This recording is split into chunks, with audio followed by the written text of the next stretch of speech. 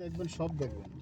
High high, আলহামদুলিল্লাহ মিনারের ময়দানটা কত সুন্দর, কি সুদর্শন দেখতে, কত ভালো লাগতেছে। একবার পিছের দিকে যান, আরো পিছের দিকে যান। হ্যাঁ, যত পিছনের দিকে যাইতেছি ততই তো ভালো লাগতেছে। এই জায়গায় হাজিরা 3 রাত্র থাকবো। 3 রাত্র এখানে যাপন করবে এই হাজিরা। জায়গা থেকে 3 দিন থাইকা প্রতিদিন সকালবেলা গিয়ে গিয়ে শয়তানটা পাথর মারবো। আর এই যে সেই পাহাড়, ওই পাহাড়ের ওই পাশে ইব্রাহিম আলাইহিস সালামরে কোরবানি দেওয়ার জন্য নেওয়া হয়েছিল।